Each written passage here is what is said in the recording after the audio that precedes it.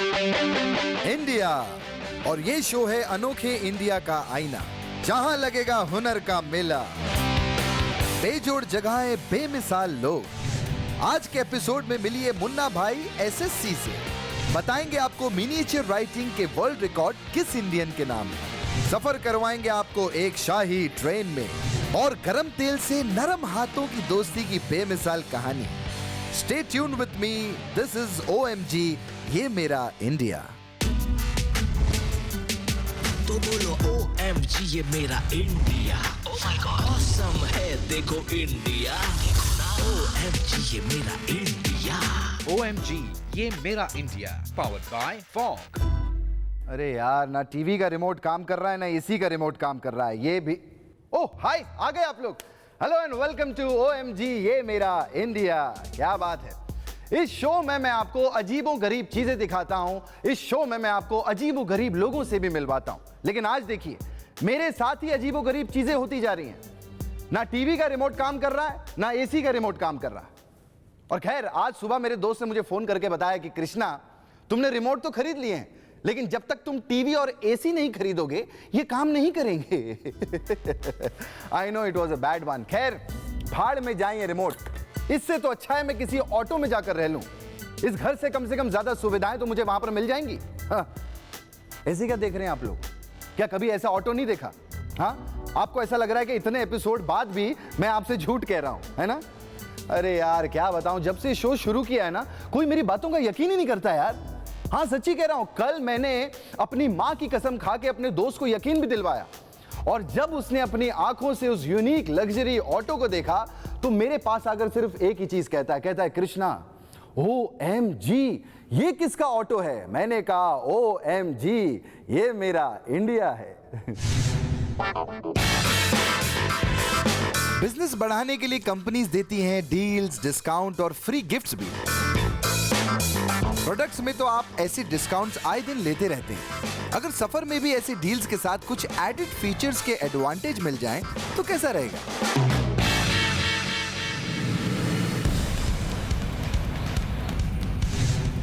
मुंबई, महाराष्ट्र, यहाँ के सबर्ब्स बांद्रा में आज हम आपको मिलवाएंगे किंग ऑफ बांद्रा और उनके वंडर रिक्शा से।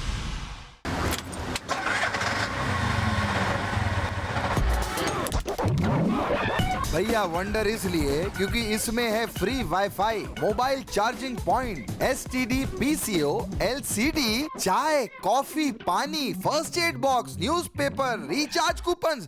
हाय, मैं तो बोलती थक गया हूँ। The list is long, guys. ऐसा करते हैं कि मिल ही लेते हैं इस बंदे से। नमस्कार, मेरा नाम है संदीप संभाजी बच्चे, पर प्यार से लोग मुझे मुन्ना भाई SSC बोलते हैं। मुन्ना भाई SSC इसके लिए क्योंकि मैं बहुत बड़ा फैन हूँ संजय दत्त का। खुद को ऑटोप्रेन्योर कहने वाले संदीप जी ने अपने ऑटो का मॉडिफिकेशन इसीलिए किया है ताकि उनके कस्टमर्स का सफर सुकून भरा रहे, और इसीलिए लोग उनके ऑटो में बैठने का कोई मौका नहीं छोड़ते। जानते हैं इन्होंने शुरुआत कैसे की? थोड़ा थोड़ा मैंने करके पहले पेपर बॉक्स लगाया, और पेपर बॉक्स भी ऐसा लगाया कि 5 रुपये का भंगार वाले के पास जाके पेपर का मैंने जो घासलेट का कैन लिया, उसको काटा और उसको पेपर बॉक्स लगाया, तो कस्टमर का अच्छा रिस्पॉन्स मिलने लगा। अरे वाह भैया, आप अच्छा सर्विस दे रहे हो। मुन्ना भाई का पहला मोटिव है कस्टमर सेटिस्फैक्शन। कस्टमर को कंफर्टेबल फील कराने के लिए इतने इमोशनल हैं कि ऑटो में ऐसी फैसिलिटीज प्रोवाइड करने के लिए महीने का अच्छा खासा एक्स्ट्रा खर्च करते हैं। 950 रुपए वाईफाई के, 300 रुपए STD के, रोज 8 रुपए का न्यूज़पेपर, 20 रुपए की chocolates, Sensex, gold, silver, currency rate और वेदर इंफॉर्मेशन भी लिखते हैं, और जल्द ही वो अपने ऑटो में फ्रिज भी लगाने वाले हैं। मेरे इनकम में जो भी मेरा फर्स्ट एंड लास्ट फेयर जो एवरीडे का है, ये जो भी 80 रुपया हो या 100 रुपया हो पर डे का, ये मैं जमा करता हूँ। और संडे को जैसे मुझे टाइम मिले मैं ओल्ड एज होम में जाके बिस्किट देता हूँ, सिग्नल पे गरीब बच्चों को बिस्किट बांटा हूँ। तो मुझे ऐसा लगता है हर कोई देश के लिए अपना अपना सेवा कर रहा है, तो मेरे भी एक सेवा है गरीबों के लिए और सीनियर सिटीजन के लिए।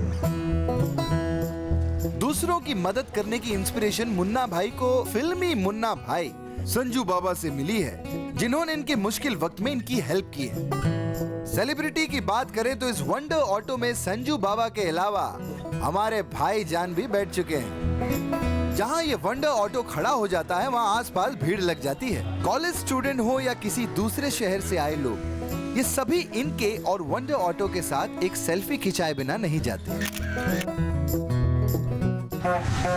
वंडर ऑटो के ओनर वंडरफुल संदीप बच्चे अपने आसपास जरूरतमंद के लोगों की नीड समझते हैं और सोशल अवेयरनेस के साथ लोगों की मदद भी करते हैं। दोस्तों, अगर आपको जिंदगी में ठान लें तो कुछ भी मुश्किल नहीं है। मुन्ना भाई और उनके वंडर ऑटो के कॉन्सेप्ट से हमें यही सीख मिलती है। मैं सच बोलता हूं, अगर ये भाई साहब अगर अपनी ऑटो के ऊपर एक पंखा लगा लेना तो पर्सनल हेलीकॉप्टर बोल के किसी को भी भेज सकते हैं। लेकिन मजाक से हटके मैं ऐसे लोगों को सैल्यूट करता हूं यार। एक मिनट, मेरा एक मैसेज आया, सॉरी। हाँ, अरे क्या बात है, मेरी गर्लफ्रेंड का मैसेज आया है। कहती है good 98T। 98T, what does this mean? अच्छा, इनका कहने का मतलब है गुड नाइट। क्या बात है, बताओ। गुड नाइट का भी कोड वर्ड आ गया है, गुड 98T। गुड 98T लिखना अपने आप में एक कला है, ये मैं मानता हूं, लेकिन मोबाइल में ये कोड वर्ड लिखना कला से ज्यादा सुस्ती पने की निशानी भी है। ऐसे ही कुछ लोग टॉयलेट की दीवारों पर भी अपनी फ्रस्ट्रेशन निकालते हैं, जैसे पूनम लव्स गिरधारी। अलग गुस्सा तो तब आता है जब लव की स्पेलिंग भी गलत होती है। खैर, ऐसे लोगों को स्पेशली मैं बोलूंगा कि प्लीज आप इन भाई साहब से मिलिए जिन्हें मैं आपसे मिलवाने जा रहा हूं। ये भाई साहब लिखते चाहे जो भी हैं, लेकिन ये जहां लिखते हैं उसे देखकर आप अपनी क्रिएटिविटी टोटली भूल जाएंगे। आप यकीन करोगे, ये बंदा अपने बालों पे भी लिखता है।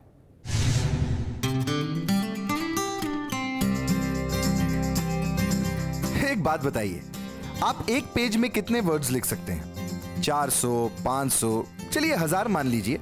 पर एक शख्स हैं जिन्होंने कम से कम जगह में ज्यादा से ज्यादा लिखना ही अपनी जिंदगी का मकसद बना लिया है। जयपुर, राजस्थान। मिलिए सुरेंद्र कुमार अपार्या जी से, जिन्होंने कुछ ऐसा लिख दिया कि उनका 1, 2 या 3 नहीं, बल्कि पूरे 7 बार Guinness Book of World Records में नाम आया है। सुरेंद्र जी शुरू से कुछ हटके करना चाहते थे। एक दिन Guinness Book of World records पढ़ते हुए उन्हें ये ख्याल आया। उसके अंदर देखा कि मेरे अंदर कैपेसिटी क्या है, क्या कैपेबिलिटी है मेरे अंदर। तो मेरे को ये फील्ड दिखाई दी मिनिएचर राइटिंग, जिसको शायद मैं कर सकता हूँ। तो मैंने उसमें कोशिश करी और ऊपर वाले की दुआ है कि कामयाब हो गया।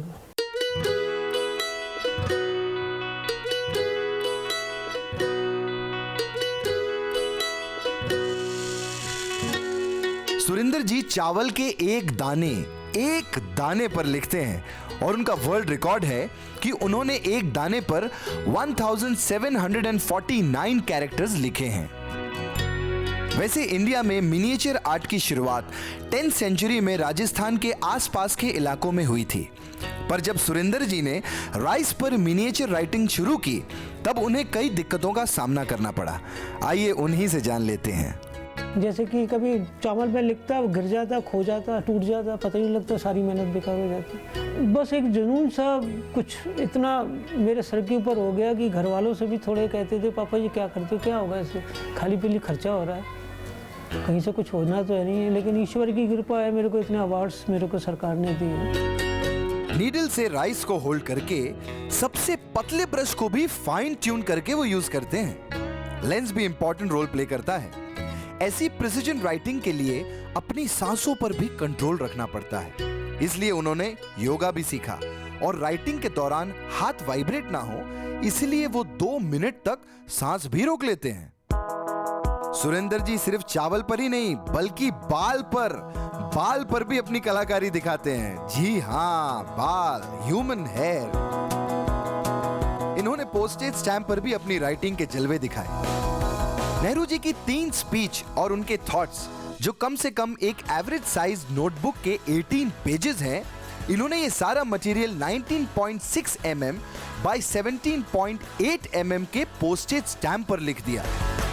सुरेंद्र जी के फ्यूचर प्लान्स भी बहुत छोटे हैं। आई मीन हैं तो बड़े, पर छोटे हैं, मतलब छोटे लिखने के हैं। अब आप ही सुन लीजिए। मेरा फ्यूचर प्लान है एक 1 mm से भी छोटी एक मैं गीता या कुरान या बाइबल बनाने की कोशिश कर रहा हूँ, उसमें लगा हुआ हूँ।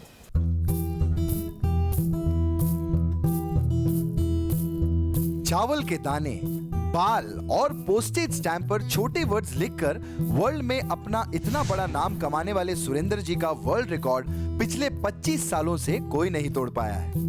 सुरेंद्र जी के इस आउटस्टैंडिंग टैलेंट को तो भैया हम सैल्यूट करते हैं और एक ही चीज कहेंगे कि OMG, ये मेरा इंडिया। अगर ये टैलेंट मेरे पास होता ना तो मैं 12th क्लास में टॉपर होता, क्योंकि सारी नकल मैं अपने बालों पे लिख के जाता।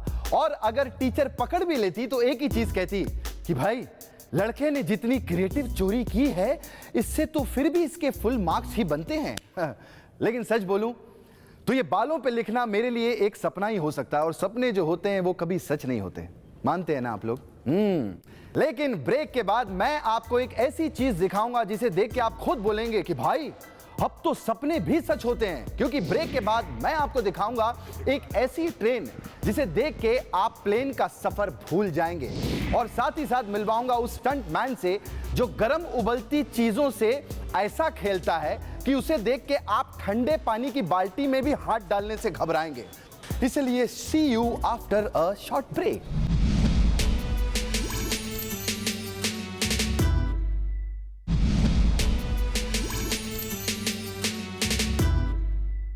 आज मैं आपको जिस ट्रेन के बारे में बताने वाला हूं उसे देखकर पहले तो आपको यह यकीन दिलाना पड़ेगा कि हां भैया ये ट्रेन इंडिया में ही चलती है। लेकिन हां, प्लीज मैं आप लोगों से रिक्वेस्ट करूंगा कि इस ट्रेन को देखने से पहले आप अपने ऑफिस का सारा काम खत्म कर लें, क्योंकि ये ट्रेन को देखने के बाद आप अपने बॉस से सिर्फ एक ही बात बोलेंगे कि बॉस मुझे अंधेरे में दिखाई नहीं देता, खाने के बाद ना भूख नहीं लगती, सोने के बाद नींद नहीं आती, और डॉक्टर ने कहा है कि कुछ दिन आराम करो। ऐसा कुछ झूठ बोल के आप इस ट्रेन से छुट्टियों पे निकल जाएंगे। क्या ऐसा भी क्या है इस ट्रेन में? अरे बहुत कुछ है इस ट्रेन में, आइए आपको दिखाते हैं। हैदराबाद के निजाम, राजस्थान के राजवाड़े या लखनवी नवाब, जिस तरह इंडिया के शाही घरों के अंदाज दुनिया भर में मशहूर है, उसी तरह इंडियन रेलवेज का एक रॉयल सफर वर्ल्ड फेमस है, जिसमें आप एक्सपीरियंस कर सकते हैं इंडियन रॉयल्टी की ऐसी शाही मेहमान नवाजी जो दर्शाता है इंडिया का रिच कल्चर और हेरिटेज को। IRCTC की महाराजाज एक्सप्रेस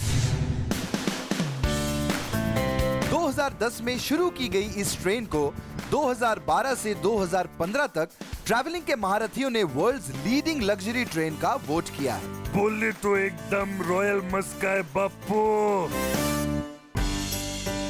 बोगियां ऐसी कि मानो 5 स्टार रूम पे ट्रेन के टायर लगा दिए हों। इंटीरियर किसी राजमहल से कम नहीं है, और अतिथि का देवों की तरह ख्याल रखा जाता है इस महाराजाज एक्सप्रेस में।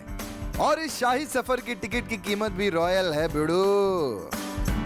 जी हाँ, 2,50,000 से लेकर 15 लाख तक। नहीं, घबराइए नहीं, इस टिकट प्राइस में आपको मिलता है ऐसा ही शाही एक्सपीरियंस जिसे आप जिंदगी में कभी भी भूल नहीं पाएंगे। सिर्फ 7 नाइट्स में आप करीब 8 डेस्टिनेशंस घूम सकते हैं, जहां आपको रॉयल ट्रीटमेंट देते हैं इनके 60 स्टाफ मेंबर्स। मुझे शिप से ज़्यादा ट्रेन में सफ़र करना पसंद है, तो मैं ट्रेन में ही सफ़र करती हूँ ताकि बाहर की खूबसूरती और नज़ारों का मज़ा ले सकूँ। क्रूज़ में ये सब दिखाई नहीं देता। मेरे ख्याल से ट्रेन में सफ़र करना ही सबसे अच्छा है। अक्टूबर से अप्रैल के बीच में महाराजाज ट्रेन में आप दिलकश दिल्ली से लेकर मस्तीली मुंबई और सन सिटी जोधपुर से लेकर शाही लखनऊ तक 4 रूट्स पर इंडिया को एक्सप्लोर कर सकते हैं, और एक सीजन में ये करीब 35 ट्रिप्स करती है। Asia's most expensive luxury train के इस WDM क्लास के डीजल इंजन के पीछे 23 कोचेज हैं, जिनकी कैरिंग कैपेसिटी है 84 पैसेंजर्स। पर अगर सिर्फ 10 गेस्ट भी होते हैं तब भी ये शाही ट्रेन अपने शाही सफर पर निकल पड़ती है। Always on time Maharajas Express का कंपैरिजन कई travellers one of the world's most famous luxury train Venice Simplon Orient Express से करते हैं। चलती ट्रेन में हर मेहमानों की छोटी छोटी जरूरतों का ख्याल रखना, इंडिया की ब्यूटी के साथ साथ इंडिया की होस्टिंग से भी दिल जीतने का काम करती है महाराजाज एक्सप्रेस। और ताज्जुब वाली बात यह है कि हर तरह का खाना इसके state of the art one coach kitchen में बनता है। खाना शाही है तो सर्व करने का अंदाज भी कम नहीं है। हमारे कुजीन को मैच करने के लिए हमारे पास बेहतरीन क्रॉकरी और कटलरी है। हम लवजे पेरिस क्रॉकरी का इस्तेमाल करते हैं जिस पे 18 कैरेट सोने का पानी चढ़ा है। ये बहुत ही कीमती है। इसके साथ जो दूसरी कटलरी है उस पर भी सोने का पानी चढ़ा है। और एक प्लेट की कीमत है 35,000 रुपए। अरे इसमें तो अच्छा खासा लैपटॉप आ जाएगा भैया। महाराजाज के रॉयल एक्सपीरियंस के बाद सभी गेस्ट अपने इस लग्जूरियस अनुभव को तो उम्र भर याद रखते हैं। शाही सफर में अपने हम सफर के साथ पलों को खुशनुमा बनाने वाली महाराजाज एक्सप्रेस को देखकर मेरा दिल सिर्फ एक ही चीज कहता है कि OMG ये मेरा इंडिया। आप यकीन नहीं करोगे, जो भी बंदा इस ट्रेन में बैठता है हमारे शो का प्रमोशन करने लगता है। ओ माय गॉड ये मेरा इंडिया, OMG, ओ आई नहीं ये प्रमोशन नहीं कर रहा, वो कप बहुत गर्म था। एक मिनट इसको यहाँ रख देता हूँ। हाँ सोचो, मेरा हाथ जरा सी गर्म चीज पर पड़ गया तो इतना दर्द हो रहा है, तो दिल्ली के प्रेम सिंह इतने प्रेम से बर्निंग ऑयल में अपना हाथ कैसे डालते होंगे यार। आप लोग सोच रहे होंगे कि जला हाथ है, लेकिन असर कृष्णा के दिमाग पर क्यों हो रहा है, ये कैसी बातें कर रहा है। लेकिन इन भाई साहब को देखकर आप भी ऐसी ही बातें करेंगे, गारंटी है। आइए इनसे मिलते हैं। इंडिया के फेवरेट स्नैक पकोड़े। पकोड़ों के भी कई रूप होते हैं। ईस्ट में फ्राइड मोमोज, वेस्ट में पाव में रखा वड़ा, नॉर्थ में तो कई भरमार है। आलू से लेकर गोभी तक, पालक से लेकर फिश तक। गरम कढ़ाई से निकलते गरम पकोड़े कभी कभी आपका मुंह भी जला देते हैं। पर एक शख्स हैं जिनका गरम पकोड़े क्या, गरम तेल भी कुछ नहीं बिगाड़ सकते। करोल बाग, नई दिल्ली, सबसे पुराने मार्केट्स में से एक। यहाँ के गणेश रेस्टोरेंट में आपको कुछ ऐसा नजारा देखने को मिलेगा। ये 1.5 किलो का हाथ है, जब किसी पकोड़े पे पड़ता है रुकता नहीं, उड़ जाता है। जी हाँ, वो भी गरम खौलते हुए तेल से। मिलिए प्रेम सिंह से। 65 साल के प्रेम सिंह पिछले 10-12 सालों से ऐसे ही गरम तेल से पकोड़ों को निकालते हैं और उनके हाथ बिल्कुल भी नहीं जलते। दरअसल 56 साल पहले प्रेम सिंह के पापा जी ने यहाँ पकोड़ों की दुकान शुरू की थी और उनके पापा भी यही स्टंट करते थे। ये लो, गया हाथ तेल में। नमस्कार। घर के सभी मर्दों से अनुरोध है, अपनी पत्नियों पर ध्यान दें, क्योंकि अगर उन्होंने घर पर ये स्टंट ट्राई करके देखा तो समझो बेटा 2 महीने खाना आपको खुद ही बनाना पड़ेगा। मतलब गरम तेल से इनकी खानदानी दोस्ती है गुरु। आइए पता करते हैं कि गरम तेल से उनका प्रेम कब शुरू हुआ था। पहले ये हमारे फादर काम करते थे, उसके बाद मैंने शुरू किया। मेरे को हो गए 20-25 साल, लगभग 60 साल हो गया इस दुकान को काम करते हुए। जब मैं छोटा था तो हमारे फादर डालते थे, तो मैं उनको देख के जरा कुछ होता था मेरे को, ये कैसे डाल देते हैं। फिर जैसे जैसे मैं बड़ा हुआ तो उन्होंने मेरे को बोला कि तू भी हाथ डाल के देख, तेरे को कुछ नहीं होगा। तो मैंने जब पहले डाला तो मेरे को कुछ फील हुआ, तो ऐसे ऐसे मेरे को प्रैक्टिस हो गई, तो जो अब मेरे को कुछ फील नहीं होता। 70 डिग्री सेल्सियस पर 1 सेकंड में हमारी स्किन जल जाती है, पर अंकल तो करीब 120 डिग्री सेल्सियस गर्म तेल से हाथों से पकोड़े निकालते हैं। डॉक्टर्स का कहना है कि इनका हाथ एकदम नॉर्मल है और इनका ये करतब तो अच्छे साइंटिस्ट को हैरान कर दे। लगभग इतना हाथ में अंदर डाल देता हूँ तो मेरे को कोई फील नहीं होता। और ये एक्ट इनके रेस्टोरेंट का मेन अट्रैक्शन है। आइए खुद ही सुन लेते हैं इनके बेटे दीपक से। जितने भी फॉरेन कस्टमर्स हैं या जितने भी हमारे लोकल कस्टमर्स हैं, पहले उनकी डिमांड ये रहती है कि पहले आप हाथ डाल के दिखाइए, फिर वो आगे नेक्स्ट ऑर्डर करते हैं। खौलते तेल की कढ़ाई में हाथ डालने की आदत तो इनके डीएनए में है, तभी तो बाय गॉड इनकी तीसरी जनरेशन भी इस डेयरिंग एक्ट के लिए तैयार हो रही है। अभी तक मैंने ट्राई नहीं किया, लेकिन आने वाले टाइम पे मैं भी ऐसा शायद करके दिखाऊंगा।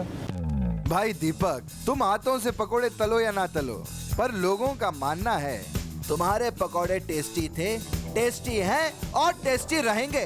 उसके लिए गरम तेल में नरम हाथों से पंगे मत ले दीपू, मैं काफ़ी टाइम से मतलब यहाँ करीब 36-37 साल से आता हूँ इनके पास। जब पकौड़े लेने जाएं और ऐसा गर्मा गर्म जलवा देखने को मिले तो भाई लोगों का तो चौंकना लाजमी होगा। I'm amazed, बहुत अजूबा ही लगा मेरे को तो कि ये कर कैसे ले। प्रेम सिंह जी की ये अनोखी हरकत लोगों के लिए किसी अजूबे से कम नहीं है और जहाँ कुछ हटके होता है वहाँ भीड़ लगी जाती है भैया। अट्रैक्शन का अट्रैक्शन और सेल की सेल। इस बंदे की दुकान पर लोग पकौड़े खा के यम्मी कहते होंगे और ये बंदा तेल में हाथ डाल के मम्मी तक नहीं कहता। देखो खैर आपको नहीं लगता कि ऐसे गरम गरम टेस्टी पकोड़े देखकर आपको भी कुछ खाने का मन कर रहा है ना? इसलिए लेते हैं एक छोटा सा ब्रेक। क्या देख रहे हो? कुछ भी नहीं है। See you after a short break.